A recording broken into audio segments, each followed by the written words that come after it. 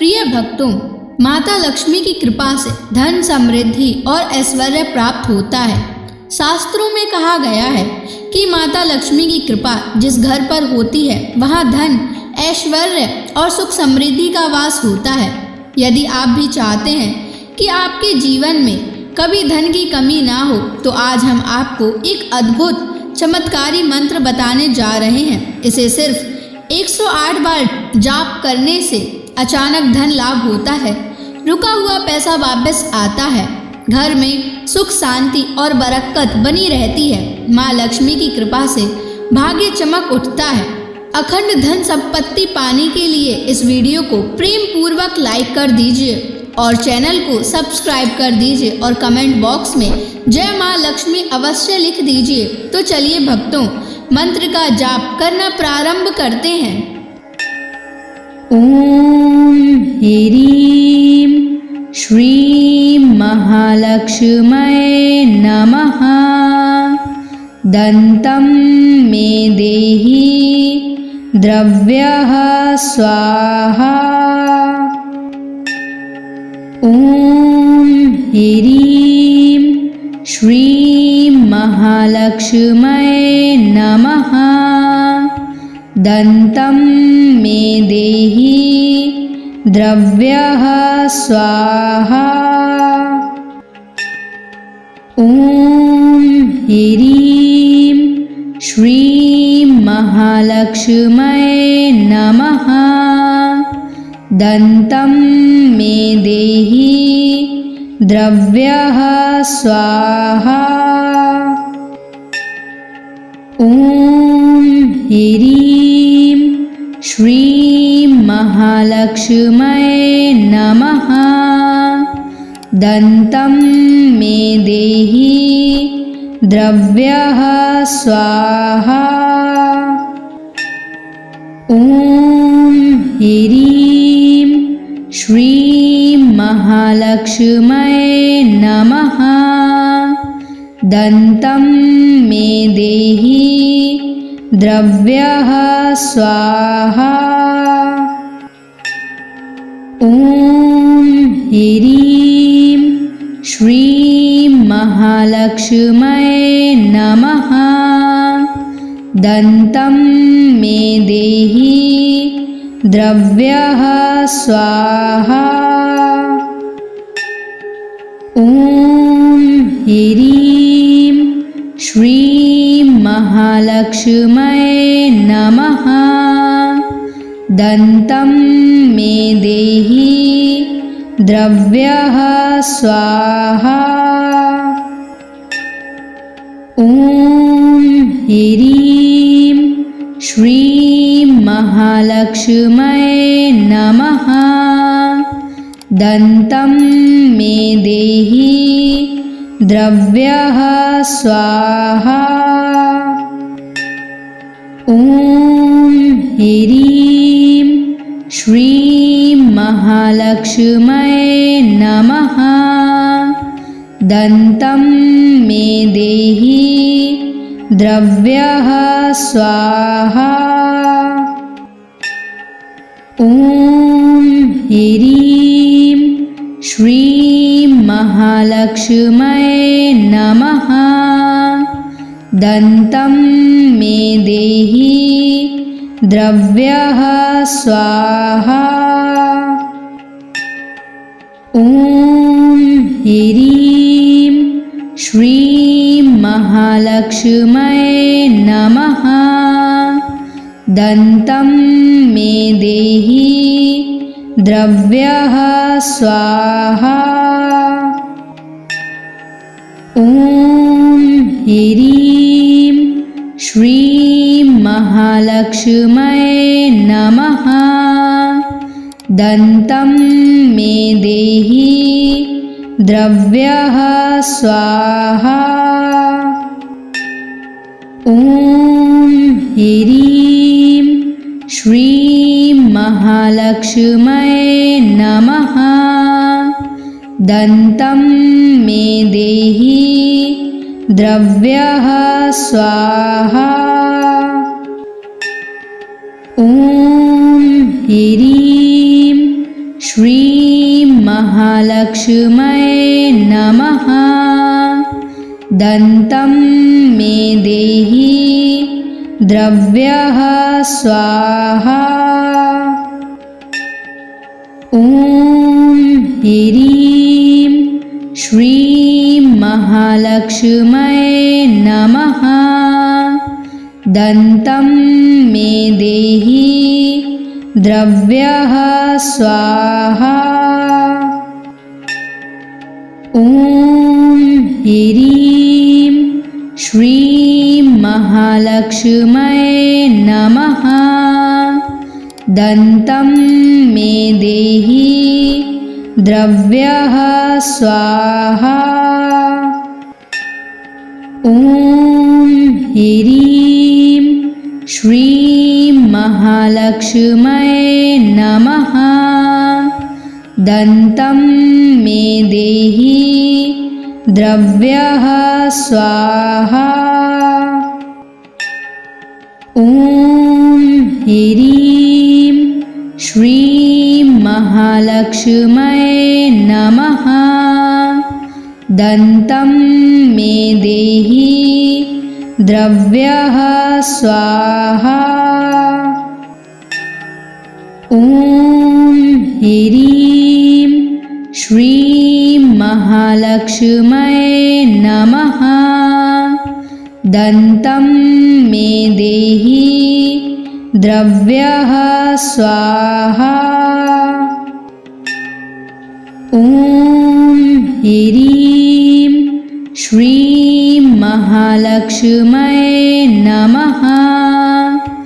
दन्तं मे देहि द्रव्यः स्वाहा।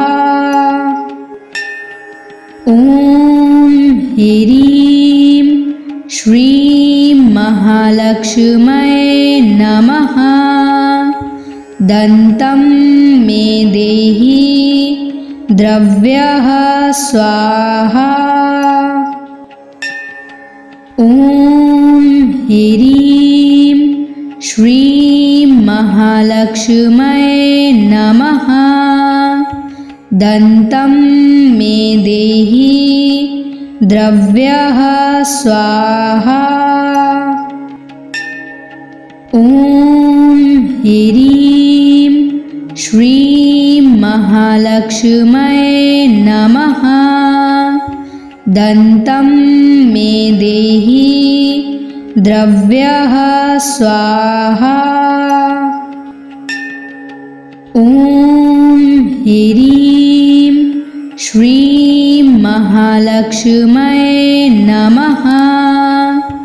दन्तं मे देहि द्रव्यः स्वाहा। ॐ ह्रीं श्रीं महालक्ष्म्यै नमः। दन्तं मे देहि द्रव्यः स्वाहा। ॐ ह्रीं श्रीं महालक्ष्म्यै नमः। दन्तं मे देहि द्रव्यः स्वाहा। ॐ ह्रीं श्रीं महालक्ष्म्यै नमः। दन्तं मे देहि द्रव्यः स्वाहा। ॐ ह्रीं श्रीं महालक्ष्म्यै नमः। दन्तं मे देहि द्रव्यः स्वाहा। ॐ ह्रीं श्रीं महालक्ष्म्यै नमः। दन्तं मे देहि द्रव्यः स्वाहा। ॐ ह्रीं श्रीं महालक्ष्म्यै नमः। दन्तं मे देहि द्रव्यः स्वाहा। ॐ ह्रीं श्रीं महालक्ष्म्यै नमः। दन्तं मे देहि द्रव्यः स्वाहा। ॐ ह्रीं श्रीं महालक्ष्म्यै नमः। दन्तं मे देहि द्रव्यः स्वाहा। ॐ ह्रीं श्रीं महालक्ष्म्यै नमः। दन्तं मे देहि द्रव्यः स्वाहा। ॐ ह्रीं श्रीं महालक्ष्म्यै नमः। दन्तं मे देहि द्रव्यः स्वाहा। ॐ ह्रीं श्रीं महालक्ष्म्यै नमः। दन्तं मे देहि द्रव्यः स्वाहा। ॐ ह्रीं श्रीं महालक्ष्म्यै नमः। दन्तं मे देहि द्रव्यः स्वाहा। ॐ ह्रीं श्रीं महालक्ष्म्यै नमः। दन्तं मे देहि द्रव्यः स्वाहा। ॐ ह्रीं श्रीं महालक्ष्म्यै नमः। दन्तं मे देहि द्रव्यः स्वाहा। ॐ ह्रीं श्रीं महालक्ष्म्यै नमः। दन्तं मे देहि द्रव्यः स्वाहा। ॐ ह्रीं श्रीं महालक्ष्म्यै नमः। दन्तं मे देहि द्रव्यः स्वाहा। ॐ ह्रीं श्रीं महालक्ष्म्यै नमः। दन्तं मे देहि द्रव्यः स्वाहा। ॐ ह्रीं श्रीं महालक्ष्म्यै नमः। दन्तं मे देहि द्रव्यः स्वाहा। ॐ ह्रीं श्रीं महालक्ष्म्यै नमः। दन्तं मे देहि द्रव्यः स्वाहा। ॐ ह्रीं श्रीं महालक्ष्म्यै नमः। दन्तं मे देहि द्रव्यः स्वाहा। ॐ ह्रीं श्रीं महालक्ष्म्यै नमः। दन्तं मे देहि द्रव्यः स्वाहा। ॐ ह्रीं श्रीं महालक्ष्म्यै नमः। दन्तं मे देहि द्रव्यः स्वाहा। ॐ ह्रीं श्रीं महालक्ष्म्यै नमः। दन्तं मे देहि द्रव्यः स्वाहा। ॐ ह्रीं श्रीं महालक्ष्म्यै नमः।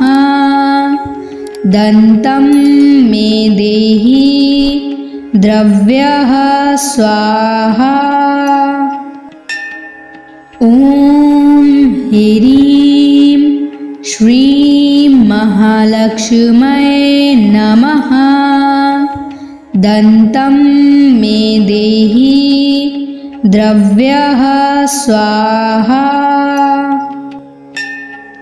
ॐ ह्रीं श्रीं महालक्ष्म्यै नमः।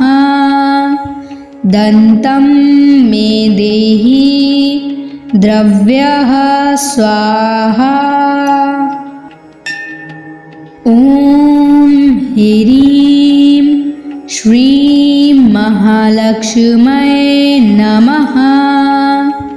दन्तं मे देहि द्रव्यः स्वाहा। ॐ ह्रीं श्रीं महालक्ष्म्यै नमः।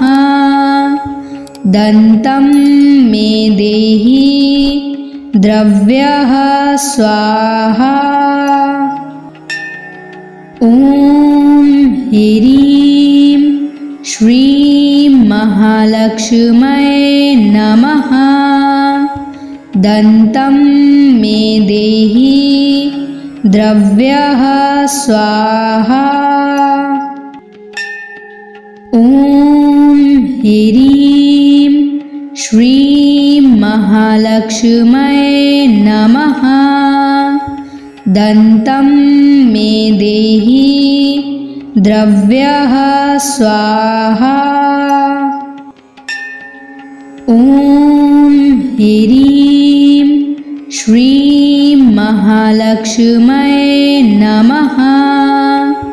दन्तं मे देहि द्रव्यः स्वाहा। ॐ ह्रीं श्रीं महालक्ष्म्यै नमः। दन्तं मे देहि द्रव्यः स्वाहा। ॐ ह्रीं श्रीं महालक्ष्म्यै नमः।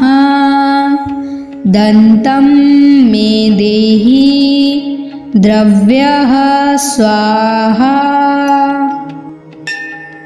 ॐ ह्रीं श्रीं महालक्ष्म्यै नमः। दन्तं मे देहि द्रव्यः स्वाहा। ॐ ह्रीं श्रीं महालक्ष्म्यै नमः। दन्तं मे देहि द्रव्यः स्वाहा। ॐ ह्रीं श्रीं महालक्ष्म्यै नमः। दन्तं मे देहि द्रव्यः स्वाहा। ॐ ह्रीं श्रीं महालक्ष्म्यै नमः। दन्तं मे देहि द्रव्यः स्वाहा। ॐ ह्रीं श्रीं महालक्ष्म्यै नमः। दन्तं मे देहि द्रव्यः स्वाहा। ॐ ह्रीं श्रीं महालक्ष्म्यै नमः। दन्तं मे देहि द्रव्यः स्वाहा। ॐ ह्रीं श्रीं महालक्ष्म्यै नमः। दन्तं मे देहि द्रव्यः स्वाहा। ॐ ह्रीं श्रीं महालक्ष्म्यै नमः। दन्तं मे देहि द्रव्यः स्वाहा।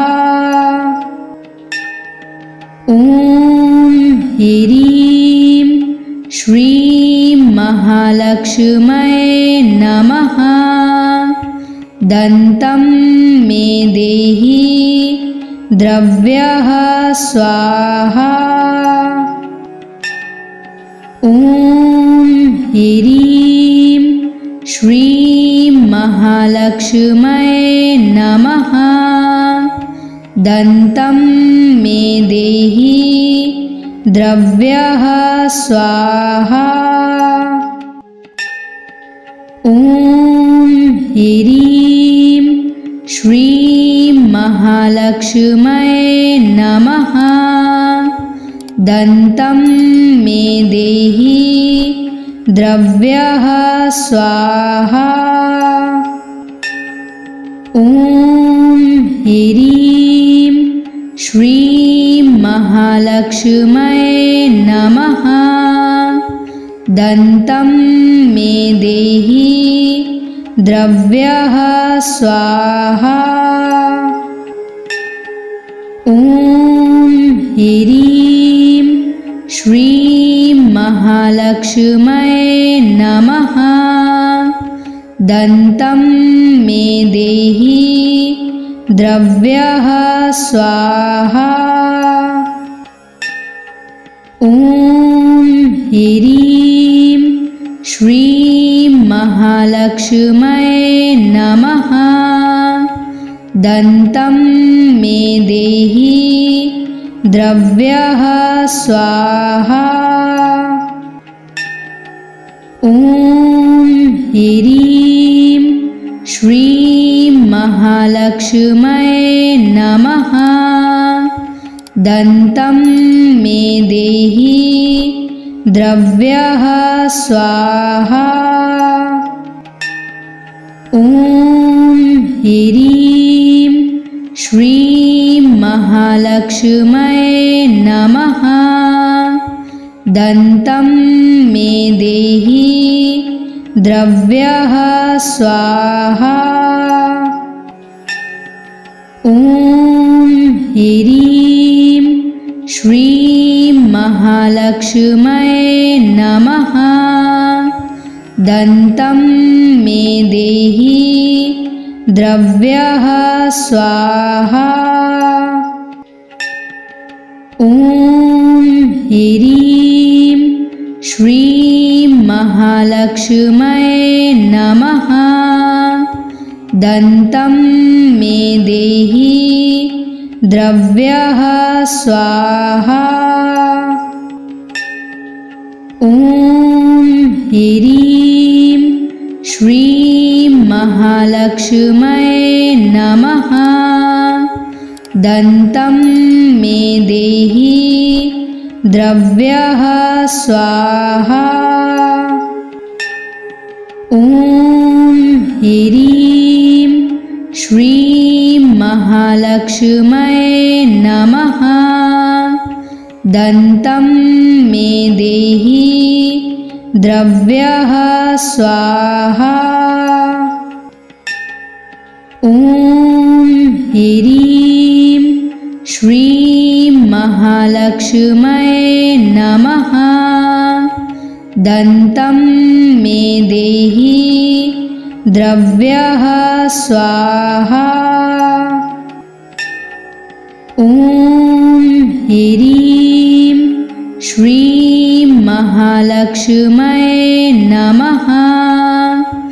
दन्तं मे देहि द्रव्यः स्वाहा।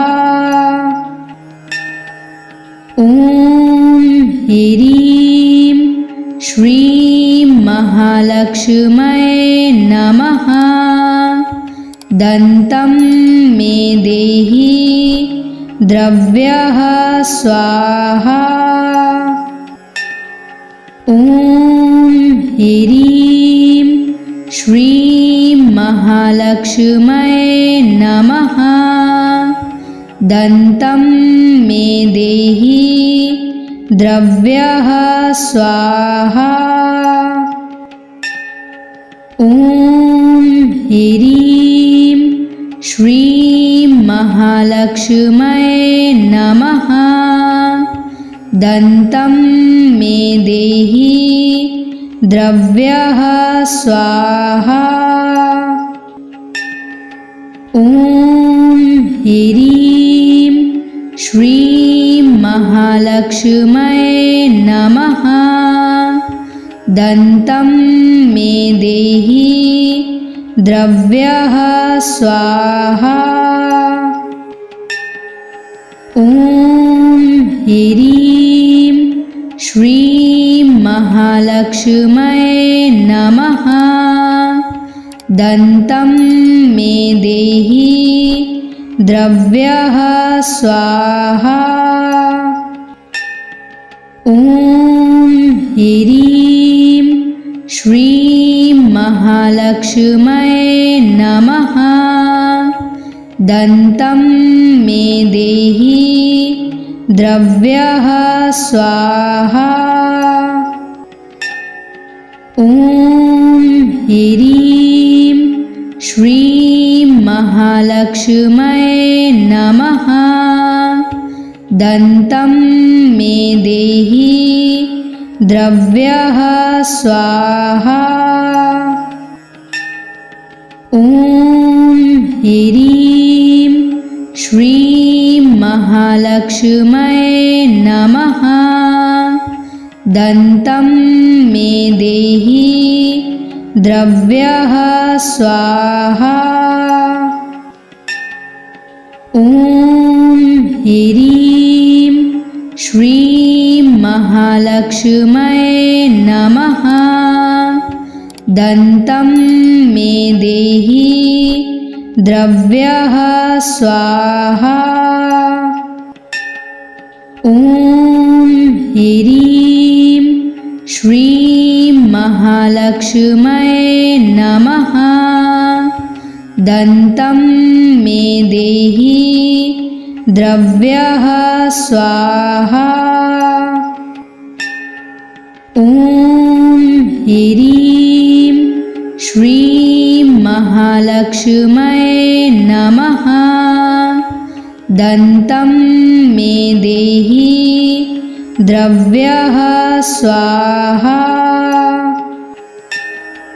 ॐ ह्रीं श्रीं महालक्ष्म्यै नमः। दन्तं मे देहि द्रव्यः स्वाहा। ॐ ह्रीं श्रीं महालक्ष्म्यै नमः। दन्तं मे देहि द्रव्यः स्वाहा। ॐ ह्रीं श्रीं महालक्ष्म्यै नमः। दन्तं मे देहि द्रव्यः स्वाहा। ॐ ह्रीं श्रीं महालक्ष्म्यै नमः। दन्तं मे देहि द्रव्यः स्वाहा। ॐ ह्रीं श्रीं महालक्ष्म्यै नमः। दन्तं मे देहि द्रव्यः स्वाहा। ॐ ह्रीं श्रीं महालक्ष्म्यै महालक्ष्म्यै नमः। दन्तं मे देहि द्रव्यः स्वाहा। ॐ ह्रीं श्रीं महालक्ष्म्यै नमः। दन्तं मे देहि द्रव्यः स्वाहा। ॐ ह्रीं श्रीं महालक्ष्म्यै नमः। दन्तं मे देहि द्रव्यः स्वाहा। ॐ ह्रीं श्रीं महालक्ष्म्यै नमः। दन्तं मे देहि द्रव्यः स्वाहा। ॐ ह्रीं श्रीं महालक्ष्म्यै नमः। दन्तं मे देहि द्रव्यः स्वाहा। ॐ ह्रीं श्रीं महालक्ष्म्यै नमः। दन्तं मे देहि द्रव्यः स्वाहा। ॐ ह्रीं श्रीं महालक्ष्म्यै नमः। दन्तं मे देहि द्रव्यः स्वाहा। ॐ ह्रीं श्रीं महालक्ष्म्यै नमः। दन्तं मे देहि द्रव्यः स्वाहा। ॐ ह्रीं श्रीं महालक्ष्म्यै नमः। दन्तं मे देहि द्रव्यः स्वाहा। ॐ ह्रीं श्रीं महालक्ष्म्यै नमः। दन्तं मे देहि द्रव्यः स्वाहा। ॐ ह्रीं श्रीं महालक्ष्म्यै नमः। दन्तं मे देहि द्रव्यः स्वाहा। ॐ ह्रीं श्रीं महालक्ष्म्यै नमः। दन्तं मे देहि द्रव्यः स्वाहा। ॐ ह्रीं श्रीं महालक्ष्म्यै नमः। दन्तं मे देहि द्रव्यः स्वाहा। ॐ ह्रीं श्रीं महालक्ष्म्यै नमः। दन्तं मे देहि द्रव्यः स्वाहा। ॐ ह्रीं श्रीं महालक्ष्म्यै नमः। दन्तं मे देहि द्रव्यः स्वाहा।